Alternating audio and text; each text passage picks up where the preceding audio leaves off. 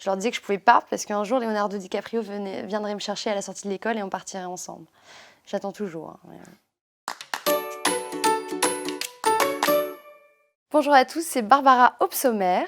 Quand j'étais petite, on m'appelait souvent Barbouille parce que j'avais tendance à faire un peu la gueule tout le temps, ce qui est complètement l'inverse de moi aujourd'hui.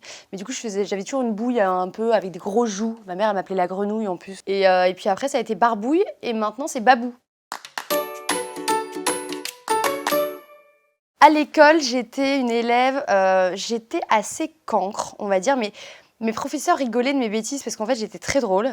Donc, ils avaient du mal à me punir, mais j'étais quand même assez dissipée, on va dire. Je faisais rire la galerie, c'était ce que j'aimais en cours. En fait, j'arrivais le matin et mon but, c'était vraiment de faire rire la galerie, quoi. Et ça marchait bien parce que je faisais même rire mes professeurs.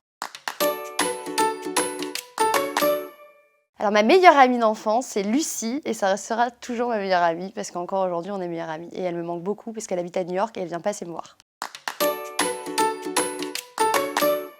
Oh là là, mon premier amoureux, c'était un jeune homme qui s'appelait Stanislas. J'étais folle amoureuse de lui. C'était le genre de mec avec la mèche qui tombait là devant. Il était vachement populaire. Bon, moi je l'étais aussi, hein, j'étais vachement populaire aussi, mais on était vraiment fous amoureux. J'étais pas la team doudou quand j'étais petite, j'avais pas de doudou, je pense.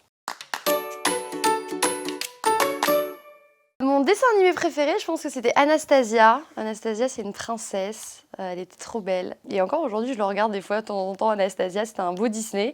Après, j'aimais bien tout ce qui était Razmoket. Et puis, je crois que c'était ça, le Razmoket avec ses couettes, là. Ouais, c'est ça, voilà. J'ai jamais été très jeu de société parce que ma mère m'habituait pas à ça.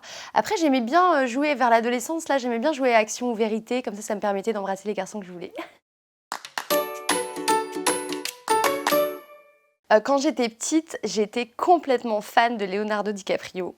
J'avais une petite boîte avec plein de photos de lui, je lui écrivais des poèmes. Et à chaque fois qu'on me demandait de sortir avec moi quand j'étais à l'école, je leur disais que je pouvais pas parce qu'un jour Leonardo DiCaprio viendrait me chercher à la sortie de l'école et on partirait ensemble.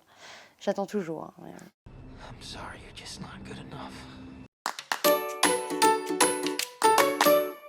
À l'époque, j'avais MSN, je pense que c'est ma mère qui avait créé un Skyblog sur moi et mon petit frère. Donc elle mettait toujours des photos de moi où j'étais horrible. Puis à l'adolescence, j'avais beaucoup de poids en plus. Et elle mettait toujours des photos de moi et mon frère dégueulasses. Et en plus, le blog, il existe toujours apparemment. Ma mère n'a plus le mot de passe. Voilà. Ma pire bêtise quand j'étais petite, j'ai fait ma première fugue à 4 ans. Parce que je me rappelle, on regardait un Indien dans la ville en maternelle avec toutes mes copines et tout. Et je me rappelle de cette scène où il est dans Paris tout seul, il regarde et tout, la tour Eiffel et tout. Et j'étais tellement jalouse à ce moment-là que du coup j'ai pris 2 copines à moi et on est parti chez mon arrière-grand-mère parce que j'adorais les Pim's, vous savez, c'est les bonbons là à l'orange que j'adore, encore, toujours. Et j'avais envie de manger des Pim's et j'avais envie de me balader avec mes copines dans la rue. Bon, c'était pas à Paris, c'était à Moucron en Belgique, c'était vraiment pas beau, mais bon, c'était cool à cette époque en tout cas. Et je me suis fait virer du coup de l'école parce que, bien évidemment, c'était très dangereux et c'est la police qui est venue me récupérer chez mon arrière-grand-mère. Et ma mère a pété un câble d'ailleurs que je me fasse virer à 4 ans de l'école. Voilà.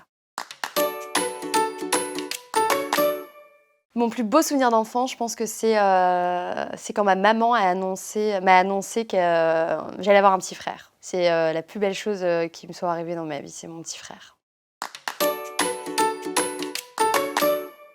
S'il a une envie, qu'il y aille à fond, malgré les barrières qu'on va lui mettre, malgré les personnes qui peuvent lui dire que c'est pas forcément les bons choix, qu'il voit la vie avec beaucoup de magie, toujours avec le sourire, et qu'il aille au bout de ses rêves.